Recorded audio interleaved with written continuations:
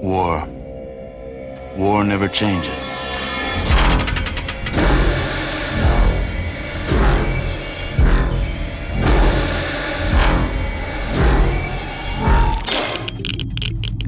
The Fallout series is full of weird wackery, from the silliest moments in the most dead serious environments to some otherworldly horrors that will make even Cthulhu cry. Like this dude and this dude exist in the same universe.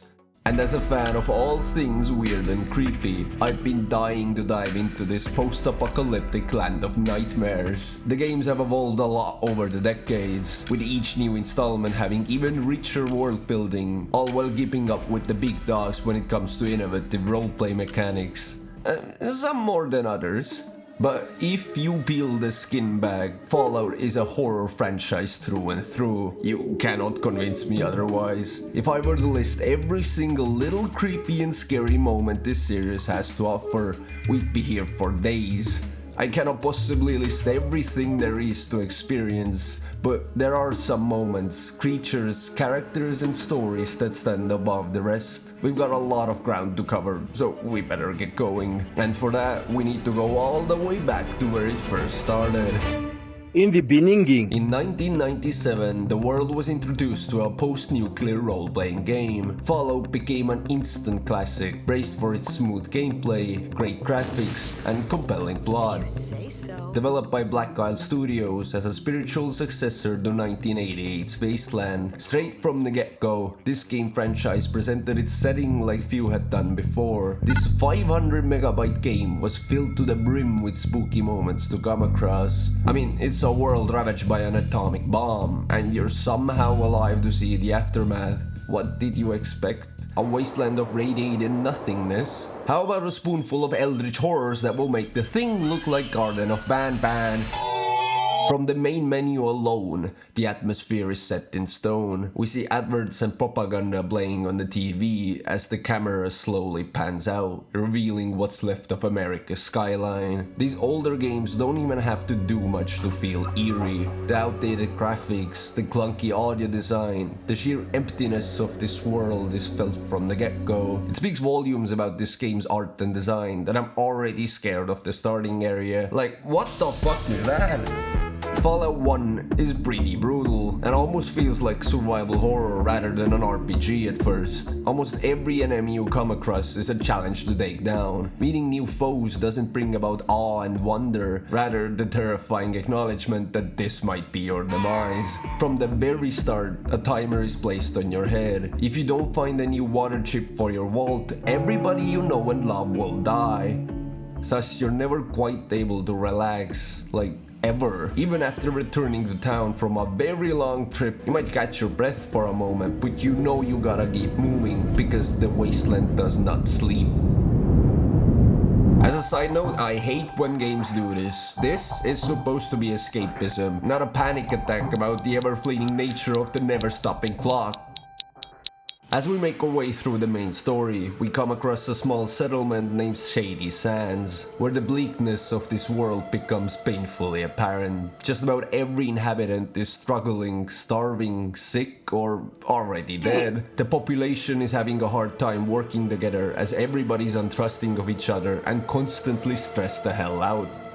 The ignorance has led to multiple failed harvests, and thus the future of this little town is looking grimmer by the day. It's not even that your grass has to be greener than the neighbors, it's more like, what the fuck is grass? Through these locations, characters and stories, one thing becomes clear. No matter how well you make the decisions, or how much of a martyr you try to play, there is no winning against the wasteland. In a poisoned world like this, the good guys don't usually win. It's a matter of survival, so playing by the rules doesn't get you far. Even obtaining the said water chip quickly dissolves into a moral dilemma. This game gives you a lot of decision-making power, but it is almost always a choice between two evils. And even then, is it even worth it? If after all that, you still gotta deal with an infinite horde of rat scorpions. To start the Brotherhood of Steel questline, we must venture to a location called The Glow. It's also radioactive. This used to be a biological research center containing the government's shadiest experiments. From brewing mutagens to building power armor, this site was ground zero for all the horrible America was cooking up, including the forced evolutionary virus. What was originally developed as a defense against Chinese bioweapons became a horrid plague that turns humans into mutated beasts. During the Great War, bombs were dropped directly on top of this facility. The warhead struck through the upper levels, destroying the FPV tanks sealed in the basement and releasing the virus into the air. This cloud of death flowed down towards San Diego, contaminating anything and everything in its way. As we descend into the crater, we discover what's left of the research lab. Remnants of human experiments, radiated and mutilated corpses, an exploration team that seems to have met a terrible fate. They call it the glow because the radiation emitting from the hole is so strong that it lights up the night sky. Even long after the Great War, this place looms terror over the surrounding area. In at least one instance, a community south of the glow was abandoned after the children started turning into monsters. Thinking it would be a short and easy quest, I agreed to set off for the place they call the glow. The horror of the atomic war was never so obvious to me until then.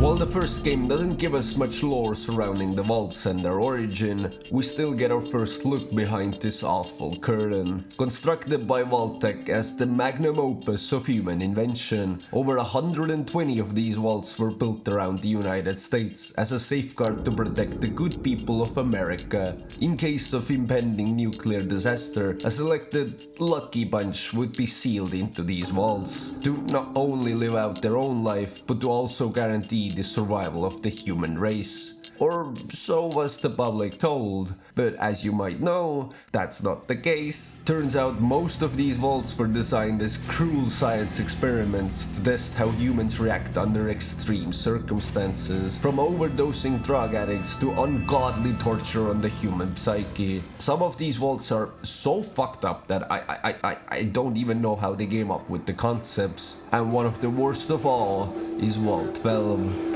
Located in the undead city of Necropolis, the idea of Vault 12 was to study the effects of radiation poisoning on humans. The vault door was designed to close incorrectly and let a steady stream of radiation flow throughout the vault. By the time we arrived, the damage has been done, and inside we meet some of the first ghouls to exist in the games. First you feel nauseous, dizziness, a headache. Then comes the vomiting and diarrhea. You start coughing up blood as your internals start bleeding. You feel weak, like life is being sucked out of you. Your hair starts falling out. Infections growing on your body. Loss of sight, loss of hearing. One by one go all your senses. Your skin burns up as the blood inside of you starts boiling. Your teeth crack open and your organs fail to function. The death is anything but sweet. But that's the thing. What if death was not coming for you? Not right away at least. What if the poisonous radiation was chipping away at you so slowly that you transform into something else entirely? Inside Vault 12, we find tunnels filled with walking, glowing corpses of former humans, radiated and mutated to a point of no recognition. The ghouls down here are especially feral, attacking on sight and hostile towards anyone who dares to enter, unlike the somewhat friendly ghouls upstairs, who still have enough intelligence left to strike up a conversation. Normie. These foes are so rotten to the bone that the seeped-in radiation shines through their pale skin. They've been appropriately nicknamed the Glowing Ones. In the far depths of New California, there is a military base called Mariposa. From clues and dialogue throughout the game, we're told that the FEB project changed stations shortly before the bombing. The research operation was moved from the original facility we saw at the Glow to this military base here just 9 months before the end of the world. And as we enter, we are welcomed by the aftermath of this dark secret. We mounted an expedition. God, Richard. Richard Gray led a small group of us up there. Some sort of old military base. We lost a lot of folks getting in there. What they uncovered that day was a sleeping horror within these walls. Their accident at the locale released a curse that will plague these lands forever. Meet super mutants, the next step in human evolution, the perfect vessel for surviving in the wasteland. These hulking monstrosities are one of the most prominent threats you come across in this game, as they start kidnapping people with the objective of turning the likes of you into one of them. I can't believe that I was finally able to drag myself out of the vat. The slime did not affect me, but I nearly drowned. The green slime that I was immersed in is the source of all the mutations we traced to here. My skin is starting to fester and peel. In other areas it is bubbling and is expelling a green mucus-like substance. Some days the pain is almost tolerable. I think I consumed one of the mutated things scurrying around here today. Before I knew what was happening, some sort of tendril had sprang from my stomach and covered the poor creature. As soon as it had sucked the rodent into my gut, I could actually feel its mind. I think there is the very real possibility that I'm going slowly insane and can no longer differentiate between what is real and what is a hallucination. Maybe I'm still slowly dying in the vat and I've imagined all this. Things are becoming more clear to me every day. This toxin has actually improved my mind. I wonder what would happen if I submerged an animal in the vats for a prolonged period of time. Would it gain awareness? I dipped a dog and a rat at the same time today, and they were fused together. It's not quite two creatures anymore, but it's more than one.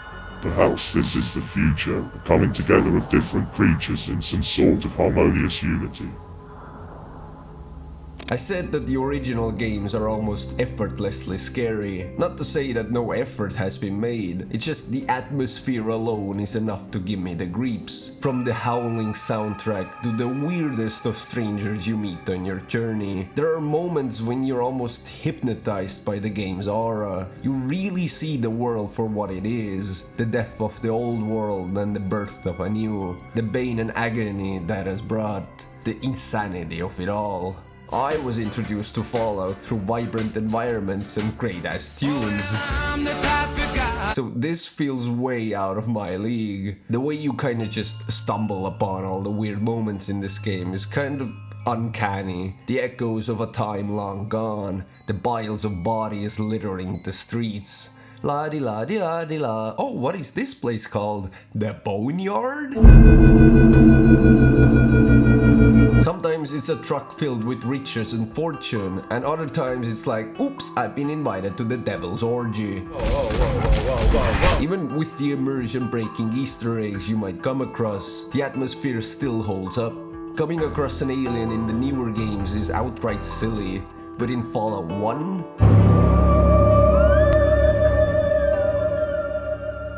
Having spent enough time around these settlements and the locals who reside here, we hear people talk, and eventually a certain rumor catches our ear. A tale of a creature so deadly there's nobody left alive to describe it. A beast so horrifying that just getting a glimpse means it's already too late. They say it's the boogeyman, with razor-sharp claws, dark as the night sky. You really want to hear it, huh?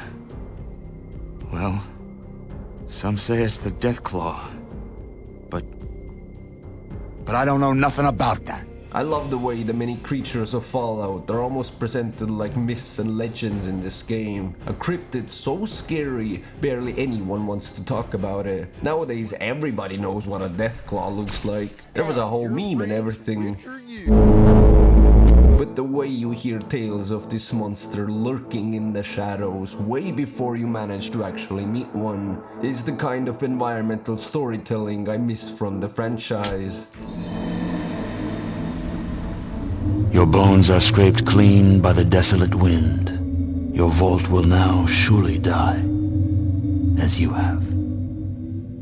I don't know what the devs were smoking when they were animating the death sequences, but the absolute brutality of some of these unique animations is insane. This makes Mortal Kombat look like a baby game in comparison. How about this one? Or this one? Or maybe you like some of this with your morning coffee, sir? And all that is achieved with graphics where you can barely tell what's going on. The pixel to gore ratio is off the charts. Let's hope they never remake this game, as the modern graphics might just be too much for my innocent eyes.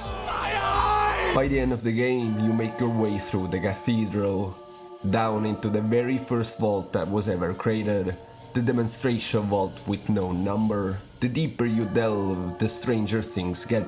Some rambling mad scientists claim that the FPV has a tiny side effect of psychic abilities, and as we explore, we find groups of psychers who have traded the high for their own sanity. Your party starts dropping like flies, and after finding a sign that reads "Leave a like on this video." Wait, what? After finding a psychic nullifier, a device that protects us from the intense levels of psychic energy surrounding us, we can head down to level 3. And there's something on the walls, a kind of flesh eating through the walls, floor and ceiling. As we run east, the ever-consuming biomass increases in size and frequency, and as we step through the final door, the hair on the back of your neck starts to rise. You feel something from the corridor ahead. The bile rises and you recognize the mass ahead. Human parts in the wall itself. The worst part is that it's moving, calling to you. So what shall it be? Do you join the Unity, or do you die here? Join. Die! Join. Die! The Master is a horrifying final nail in the coffin that is Fallout 1. The devs definitely knew what they were cooking here. The conjured corpses of who knows how many people morphed into a twinkling mass of limbs, eyes, bones, guts, and even machines. We hear the many voices of the Master intertwine, and every single one of his mad thoughts. And as far as final bosses go in games, this has to be up there for sure. How your conversation with him goes is entirely up to you. You can stop his evil doing by brute force and firepower, or instead talk some sense into him. After a bit of back and forth, the Master realizes that maybe turning everybody into super mutants and executing everybody else who resists is actually not best for humanity. This would mean that All my work. has been for nothing. Everything that I've tried to a failure. It can't be. Probably the most horrific part of this interaction is the fact that you can still see the humanity in him. Under all that cosmic horror is still a self-aware being, one that has deemed his own actions a step too far and realized the error of his ways. What is presented as a false god with powers beyond your wildest nightmares quickly turns into a tragedy as you start sympathizing with the monster. Everyone wants to save the world, they disagree on how. Sadly, we can't weep for long, as the facility's self-destruct mode is activated, and we need to start poking it if we want to survive. And after all is said and done, we return to our vault with the new water chip, just in time to save everybody from impending doom. However peacefully or forcefully you decided to obtain the water chip matters very little in the end, as in return, we're just told to skedaddle, like quite literally fuck off. The Overseer banishes us from our own vault, as he sees us as a danger to the vault's experiment. After everything you went through, this is how you're repaid. I guess there are no happy endings here.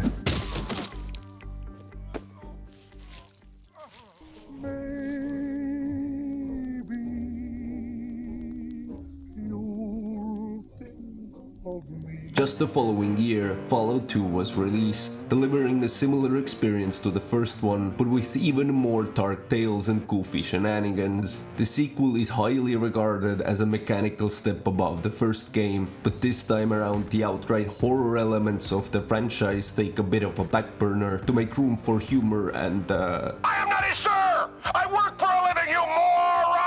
After all, Fallout is the darkest comedy of them all, a cynical parody of politics, capitalism, and human nature itself. There just so also happens to be a monster under your bed. 80 years after the events of the first game, we find ourselves thrust back into the dunes of New California as we explore a combination of new and familiar sights. This time around, we're tasked with venturing through the north side of Vault-13. What starts out as a quest to save your people once again resolves into a task of saving the entire world. Or what little is left of it. Don't waste your points on charisma, as this time you cannot talk down the big baddie. Frank Horrigan might not be as memorable as the Master, but this super muted agent covered in power armor is sure to test your might during the final hour of the game. A huge brick of a man, as the wiki describes him, he is by far the strongest enemy you face in the game, maybe in the entire franchise, as all his stats are literally maxed out.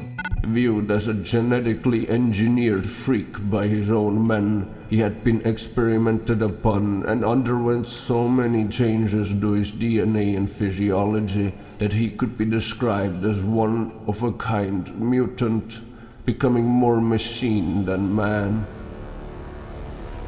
Around the wasteland you hear frightened tales of a haunted farm up the hill. Going to investigate it reveals a rather gruesome sight.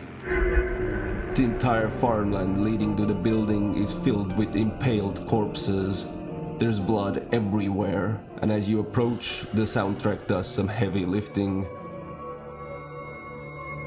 Turns out the farm isn't haunted at all. Instead, the hidden residents, the slags, have been pretending to be ghosts, attending to crops at night while covered in a glowing green fungus.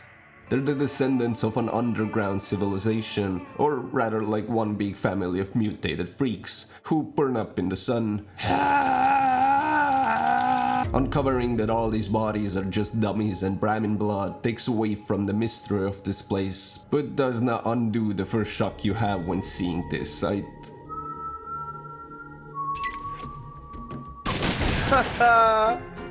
Man, I'm dead. There are a bunch of smaller random moments that you might come across, some more unpleasant than others, like seeing this family get gunned down during broad daylight, or stumbling across a whale carcass inside an impact crater. This is a rather goofy reference to Hitchhiker's Guide to the Galaxy, but having not known that at the time, this comes across as a rather morbid scene.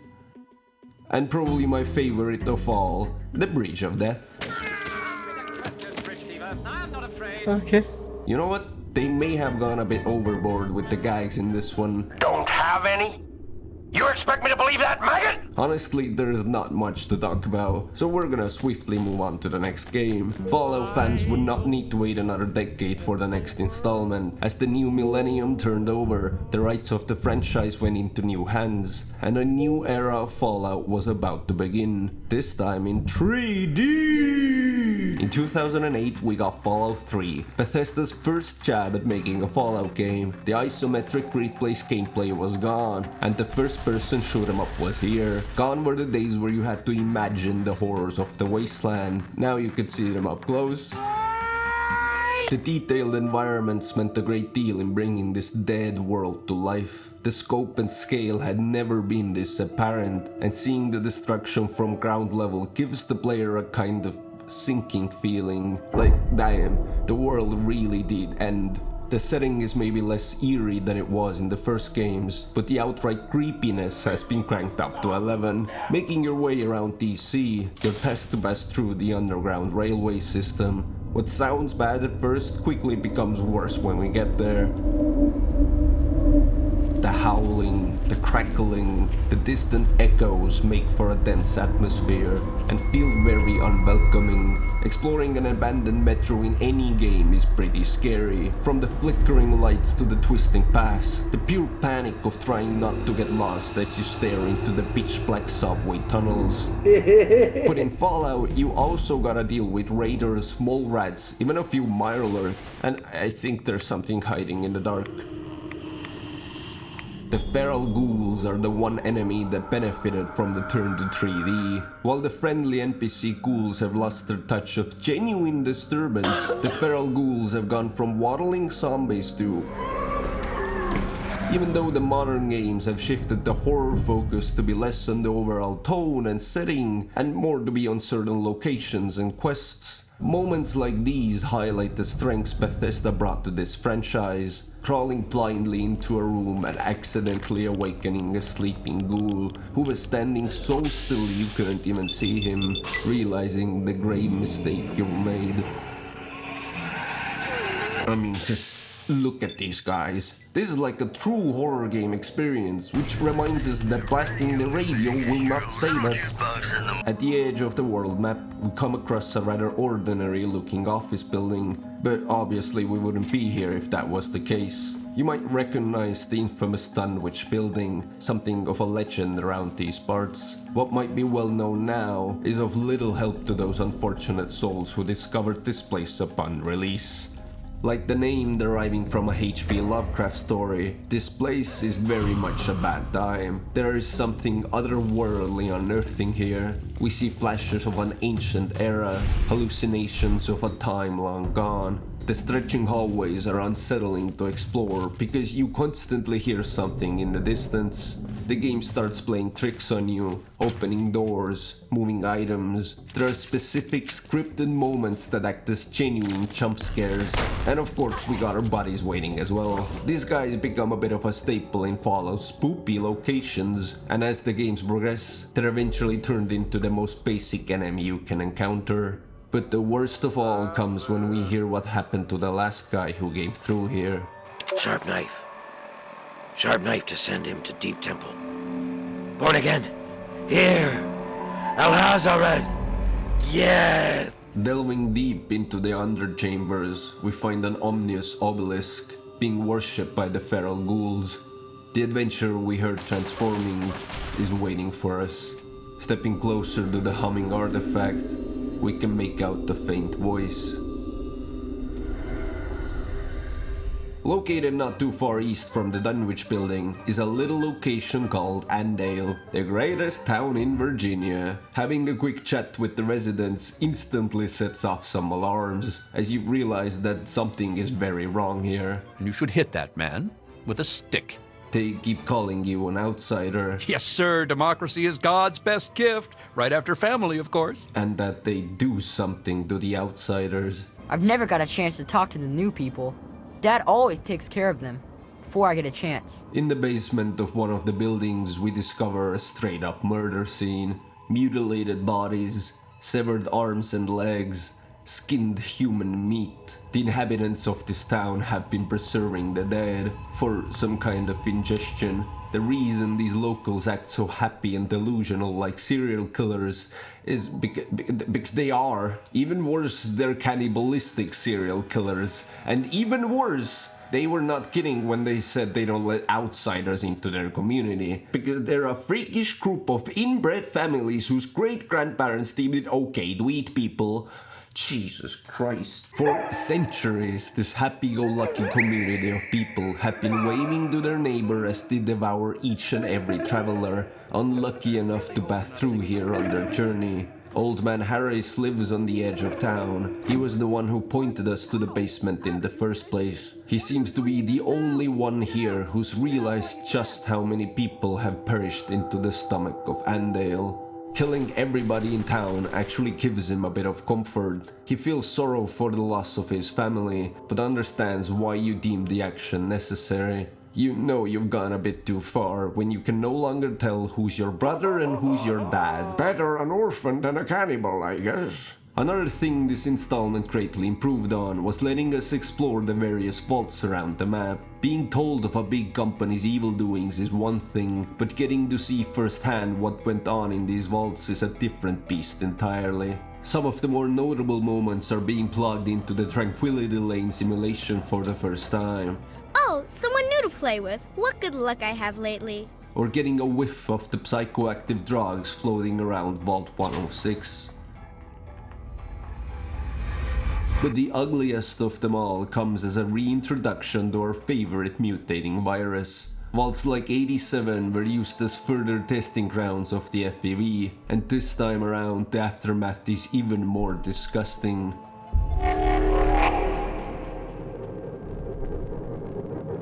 Speaking of the virus, this might be a good time to introduce you to my girlfriend. Oh, hell no! The centaurs are one of the worst examples of body horror you come across in the wasteland. They are tangled and morphed masses, different creatures purposefully fused together, originally created by the master to study the effects of the virus. How did that dude look at this motherfucker and think, oh, the harmony! In Fallout 3, they originate from further experiments done by the local supermutants. They bear teeth on their chest and have tentacles sprouting from their mouth. 6 human hands carry them forward. While very disturbing to look at them moving in all 3 dimensions, I'd say the original designs are even worse. Just looking at them.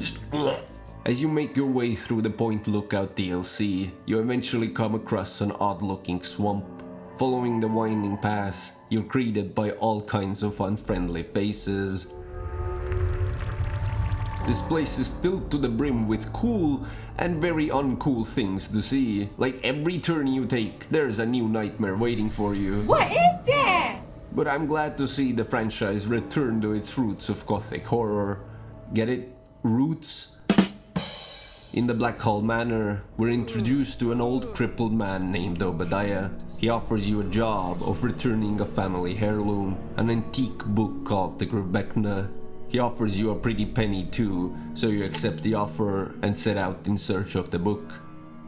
You're almost immediately approached by a missionary named Marcella, who warns you not to return this book under any circumstance. She claims that the old man is not who he says to be. The artifact he seeks is in fact a Necronomicon, an ancient text depicting ways of ritualistic sacrifices. Marcella begs you not to let this monster loose on the world and asks you to return it to her instead, so she can destroy the damn thing for good.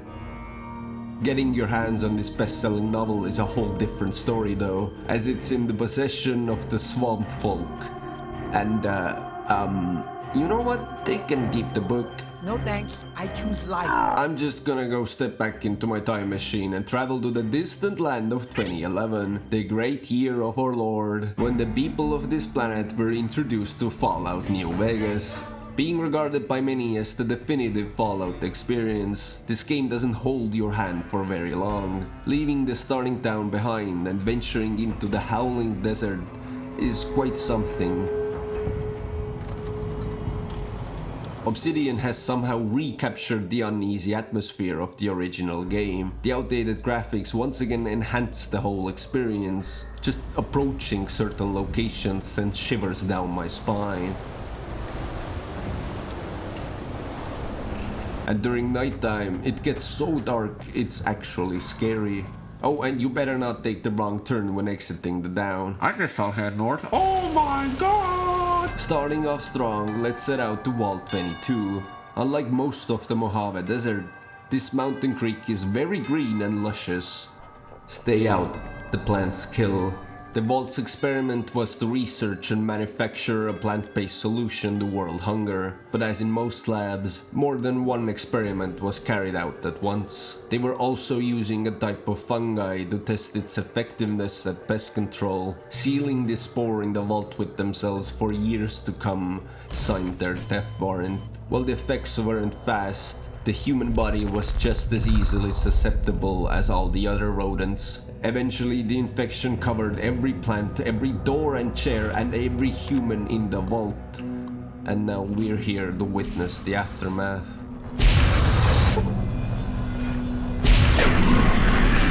But as far as vaults go, that's not even the worst this game has to offer. Absolutely fucking not. Near the Black Mountain, we find probably the most infamous vault of all, Vault 11. Designed as the most fucked up social experiment known to man. The inhabitants of this vault were told that once a year, one of them needs to be sacrificed, or else everybody dies. From the very first day in their new life, every single one of these survivors was turned against each other. Just imagine the mayhem that broke out that day. But the reason why this story is so well known is that after years of elections and bloodshed, once only 5 were left, came a very big twist. Congratulations, citizens of Vault-11. You have made the decision not to sacrifice one of your own. You can walk with your head held high, knowing that your commitment to human life is a shining example to us all. And to make that feeling of pride even sweeter, I have some exciting news. Despite what you were led to believe, the population of Vault-11 is not going to be exterminated for its disobedience. Instead, the mechanism to open the main vault door has now been enabled, and you can come and go at your leisure. Unlike most of the games in the franchise, where the underlying horror mostly ends at "Ew, what an ugly dude," New Vegas, on the other hand, has themes much darker, asking questions like, what makes a society collapse? You will not leave this valley. Or showing firsthand the xenophobia and suppression that plagues these lands. There's even a raider known for raping one of the characters. Like, what the fuck? And nowhere becomes that more apparent than in the Dead Money DLC, where you find yourself trapped in a haunted casino, as the game turns into a full-on horror game. From the red killer mist roaming the streets, to the extremely hostile coast people, mutated humans melded into the inside of their hazmat suits.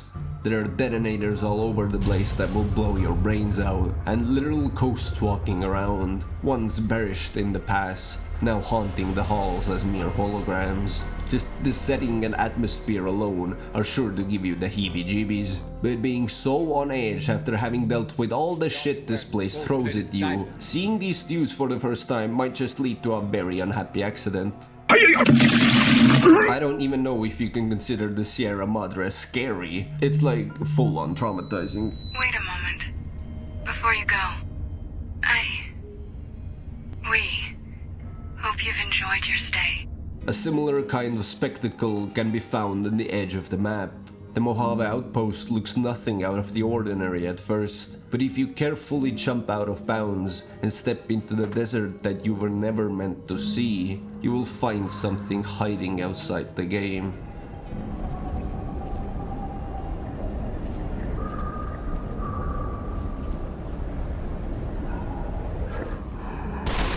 I highly recommend you go check out this video by Sagan Hawks. It details the journey of one of the coolest ARGs I've ever seen. It just so happens to originate from New Vegas, and thus has added even more depth to the Fallout mythos. And with that, it's time to delve into Fallout 4, by far the most popular game in the franchise, and thankfully riddled with some insane things to discover. A whole new generation of gamers introduced to... What the fuck?! Exploring the many nooks and crannies of Boston, you might stumble into a small building called the Pickman's Gallery. Look at all this beautiful art. I like this one the most. The twisted paintings are only the first clue that there's something sinister going on here. Underneath the gallery is a set of tunnels, and at the end awaits you one very bad man, even for the wasteland standards. Murdering folk is common practice around here, but I do it for the loot, not because I have some mad intentions with Larry's dead body. In the future, these paintings are gonna be sold for a mountain of bottle caps when they hear of the Pickman's legend, when they really see up close that that's not red paint. Depending on which faction you team up with in the story, your ending for Fallout 4 is gonna play out very differently. For my first playthrough, I found myself marching through the streets of Boston, watching a giant robot wreaking havoc on the enemy. And as a raid breached the Institute's walls, I will never forget the shock. Having been totally blindsided by what was actually going on at the Institute throughout the whole game, and now seeing firsthand how deep and fucked up this rabbit hole is. Once you've defeated the hordes of unfinished Terminators, you're free to explore the many mysteries of this place. How exactly these human replicas are made, the twisted experiments to make them perfectly lifelike, countless entry logs and audio recordings detailing the many ways of manipulation, mind games, and tactics of finding their next target. The cold and calculated approach they have for their mission. The absolute insanity of the scientists who worked here. Just imagine one day you find out that you're not human, that instead you're a perfectly replicated copy of your former self. You have all the same memories, you like the same foods, enjoy the same movies, you laugh the same and cry the same. But one day a vault dweller rolls up and is like, "You're a synth?" No, I'm not. Yes, you fucking are.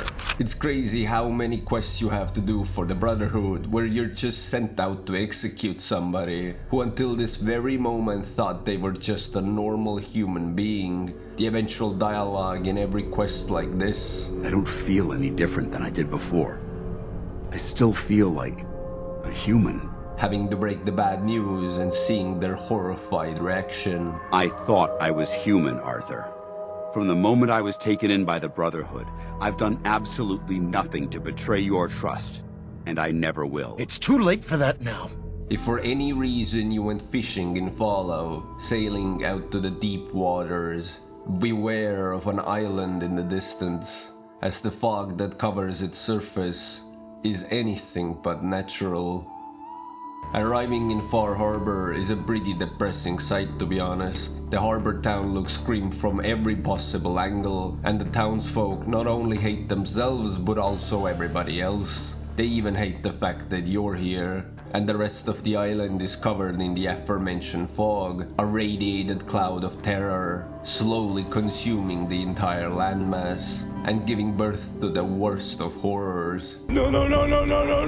Fallout 4's character design department hit a home run when designing all the various creatures of the fog, from the mutated anglerfish ready to tear your face off, to the Yai Guai, the hairless and savage descendant of the great American black bear. With a growling stomach and a cranky mood. These vicious beasts are filled with so much pain and anger that mauling you to pieces will be a very quick and very painful death. Not to mention, what in Adam's name is a fog crawler? Do you think maybe he's compensating for something? Oh, and I can't forget this guy.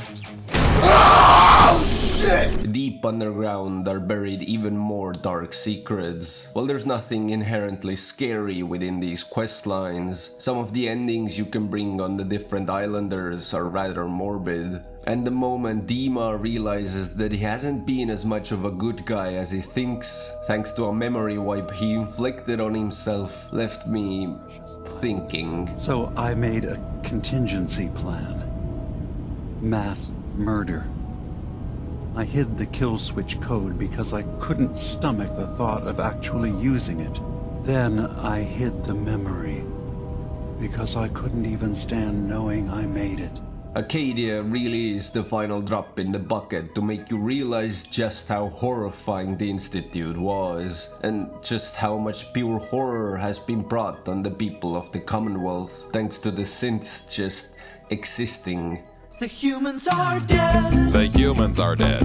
But that's nothing compared to what comes next. Located underneath the Malden Middle School, Vault 75 takes the cruelty of Vault-Tec to a whole nother level. Doing horrific science experiments on anyone is a big no-no, let alone on their kids. Upon entering the vault, the children of this middle school were separated from their parents. They were raised and trained in preparation for the wasteland. But at the age of 18, the fit and intelligent were harvested for their genes, and the rest were brutally culled to make room for a new class. The entire system was built on rather weak lies, as they thought that manipulating the young was gonna be a walk in the park.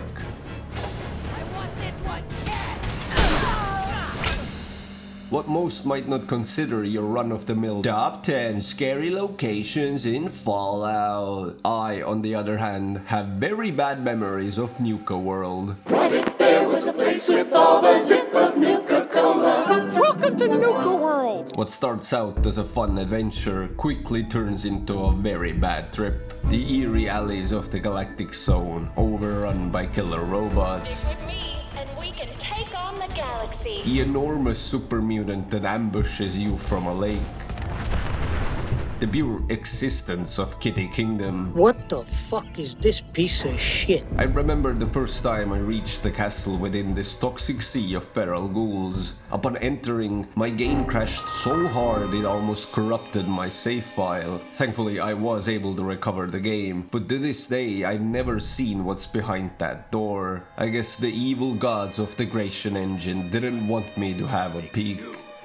Monster around here. When in any amusement park, you gotta check out the scare house. Weirdly enough, Nuka World doesn't have this kind of attraction, but if it did, it'd be called the Museum of Witchcraft. Found near the East Coast, this museum is pretty spooky on its own. The art of witchcraft has never been for the faint of heart, so everything you see displayed here might already make your stomach turn. But don't give up on me just yet, because this odd little museum is about to turn into a full-on horror level.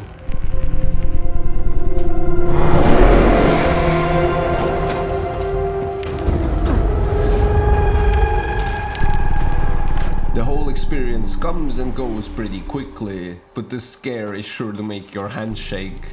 Good luck aiming now. Venturing to the far corner of Commonwealth, you eventually reach an unholy view. A sea so vast and empty, yet filled with the screams of 1,000,000 corpses. Radiation so strong, it has eaten this land to its core. Giant storms of raging toxins, acid rain that melts your skin in seconds. And yet there are still people living within, who worship the divine death that fell from the sky. They will come to recognize Adam. The glowing sea has to be one of my least favorite places in Fallout 4. In the best way possible, this is the place where the very first bomb dropped, creating the largest detonation zone by any single nuke. Not actually a sea originally, but now a radiated hole halfway to hell. The pure size and sight of this ocean of death leaves me speechless. Unlike the boneyard, there's barely anything left to tell what was a car, what was a house, and what was a cheering child playing catch with his dog. Southwest of Salem, we come across an enormous quarry, riddled with about a dozen raiders along the giant wall. Stepping closer reveals the location's name. Like the Dunwich building in the last numbered installment, you already know we're in for some paranormal activity. The flashbacks are back and once again feature the pre-war era. We see workers excavating the site, and deep within the tunnels, we see glimpses of a sacrificial ritual as the ground trembles around us. And the most mysterious of all, underneath the water-filled hole, we notice a giant eye staring back at us. Alzared, Oculath, the Interloper, whatever you wanna call it, one thing's for sure. As if the horrors of the wasteland weren't bad enough, now we also gotta deal with the supernatural. This mining company, and many more locations all around the Fallout games, are plagued with an ancient curse. Something is calling out to the people, convincing them to sacrifice each other, all in the name of... Unlike the children of Adam, who just seem to be mad fanatics clinging to a shared purpose, these are separate and well-documented cases of people all across the states performing similar kinds of rituals, all spewing nonsense about the many-named god. Comes again on the Feast of the Weaker. Having a browse in the borrow's terminals, we can find a log about the incidents that have occurred here. and there seem to have been quite a few. Almost too many for a licensed mining site by a professional company. Almost like they found a way to modernize the ancient cursed rituals. Thankfully, fans of Fallout wouldn't have to wait too long for more answers, as the next game in the franchise kept the ball rolling when it came to creepy moments and hidden lore. Don't let the rather vibrant looking valleys of West Virginia fool you, because there are a bunch of new weird things to discover. The map might be 4 times the size, but I can't say there's quite 4 times the spooks. Then again, here we go. Fucking holy shit. On the shore of the Ohio River, we stumble upon a little town named Point Pleasant. After reading that sign, you'd think your time here would be rather pleasant, but oh boy. Turns out the village is overrun by cultists who have devoted their purpose to a local legend. The streets have been decorated in some rather dreadful landmarks. But the most interesting of all comes once again in the form of a museum, this time dedicated to Appalachia's most fearsome cryptid. The Mothman is a terrifying beast that rules the night sky. The gigantic creature soars through the moonlit clouds as it hunts for the perfect victim. Popularized in the late 60s and early 70s after a reported sighting in the real town of Point Pleasant. One November evening, a police officer was approached by a panicking young couple. They told the police that they had seen a large black creature whose eyes were glowing red. The woman described it as a slender, muscular man, about 7 feet tall, with white wings. However, she was unable to discern its face due to the hypnotic effect of its eyes. They claim it started chasing their car when they tried to escape. The giant creature was hurtling through the air as it let out a horrid screech. In the museum, we find all kinds of posters, displays, statues, and other junk relating to the fuzzy monster and the legend surrounding it. We even see the collapsed silver bridge next to the town, which in real life was believed to be an accident caused by the Mothman. They say that any sighting of him means that something horrific is about to happen. What makes this one of the best fairy tales this franchise has to offer is the fact that there is actually a Mothman in the game. The fuck is that? Ah! Back at Point Pleasant, there's an apartment across the bus stop. In one of the rooms, we find the holotape sitting on a nightstand. Great entities beyond our comprehension. The Mothman is a creature more like us than the unknowable horrors in the peripheral vision of our subconscious minds. No longer just a false memory now. I have heard a tale of this entity made real, deep in the earth, and I will lay bare this watcher. No matter how deep I must go, I will come to know the true nature of the interloper. This game might have a bit of a bad reputation, but to be perfectly honest, the various creature designs in this game are some of the best Fallout has to offer. Like, just look at the mecha sloths. These hulking, mutated sloths roam the local forests. With their big claws and pure strength, they're able to cut down entire trees and fend off anybody who comes looking for trouble. The design is based on the real prehistoric version of the cuddly sloth. How evolution works can be a bit of a mystery to me sometimes, but it's cool to see the contrast between them. Hey King, you dropped this. I love when we're reminded that not everything has to look disgusting. The amount of nasty things in these games could fill an Olympic-sized swimming pool. Horror can be interpreted in many different ways, and it's okay to let the spooks be hair-raising for a different reason. But oh boy, do I wish the same could be said about the bloodbugs. And of course, I can't go on without mentioning the Wendigos. You thought feral ghouls were bad? Well, fuck you. Wendigos are horrific skeletal humanoids with pale grey skin, long bony arms, and large fingers tipped by sharp claws. Their arms and legs are long and slender. Their skull-like face has short strands of long stringy hair, sunken blackened eye sockets, and a mouth filled with long, jagged teeth. Although they are pretty rare to sight, once you do come across one, they're sure to make your blood pump. Just the design of them alone is unpleasant to look at, but the way they move and lurk is just... nope. Alright, time for a lightning round. The Torrance House is a nice nod to a horror classic. This pop culture reference recreates the Overlook Hotel, seen in Spielberg's The Shining. We're not quite haunted by ghost girls and elevators filled with blood, but there are many little details laying around the place that call back to the movie. Another sight to behold is Tanagra Town. For some god-forsaken reason, this little village has been launched into the sky by enormous vines growing from the earth. These strangling roots have lifted the town far above the skyline and have made this place look quite magnificent. But the question is, why? Was there something in the soil that reacted in a particular way to the nuclear radiation? Or is there something more going on here than meets the eye?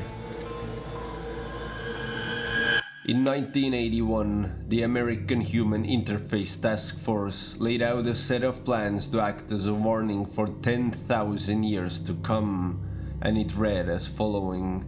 This place is a message and a part of a system of messages. Pay attention to it. Sending this message was important to us. We considered ourselves to be a powerful culture. This place is not a place of honor. No highly esteemed deed is commemorated here. Nothing valued is here.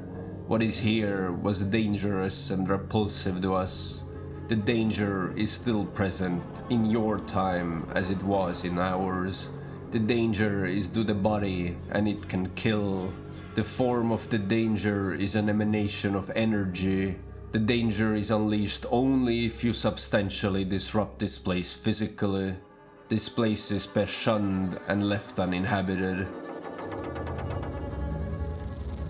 What would have followed were a set of man-made structures, giant black spikes risen from the ground, a sight so frightening no one would dare to wander into the center, where a 600-meter deep hole of radioactive waste would lay. As of today, no such place exists in the real world, but in Fallout 76, we can heed the warning sign and actually explore this field of doom. Unluckily, this is but a normal Tuesday to us. And so, we make our way to the very last destination on this list, as our waypoint leads us to the dark tunnels of Lucky Hole Mine. We've seen time and time again that for whatever reason, the lunatics of the wasteland love themselves a bit of human sacrifice. Throughout the different games, locations and time periods, one thing persists. There's always some psycho out there who claims that they're being called to, that they are the chosen one who is being communicated with by an all-powerful being. These few have succumbed to the influence, acting out horrible deeds in the name of the greater good. There is very real evidence in the games that these unconnected and unrelated sightings of rituals are all the handiwork of the same eldritch god. Some ancient force slumbering deep within the earth, controlling the fragile to do its bidding. Even before the war, this evil was affecting those in power of the old world. For 1,000 years, this cosmic horror has waited, and for 1,000 years it will continue its terror on these lands. Let's just hope we never see the day this Goliath finally awakes. But following the trail of the crazed man in that holotape, we slowly make our way to the deepest layer of the mine, and there are no words to describe the sight that awaits us.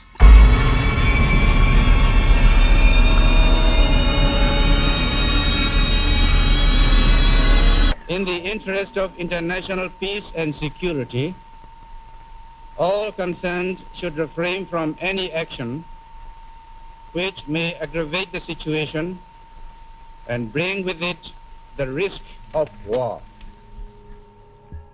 Fallout is a horrifying thing. To imagine the destruction caused by a single nuke is enough to keep you up at night. The ashes of everything that once was, now shred down to a graveyard of invisible death. The nuclear holocaust was once a very real concern for the people living on this planet. For a moment in time, we really thought that the end days would rain down on us in a blazing inferno. A death so quick you wouldn't even have time to say goodbye. But here we are, cursed to play outdoor fantasies in a post-nuclear role-playing game. I love the Fallout franchise for all its creepy moments, weird creatures and terrifying tales. And I especially love how all of this horror has been covered in a coat of humorous paint. One moment you're laughing your ass off, and the next you're crying for your mama. Excuse me, what the actual fuck? If anything, the franchise has shown us that we'll be alright. For the people of Fallout, every step might be a struggle, but humanity lives on.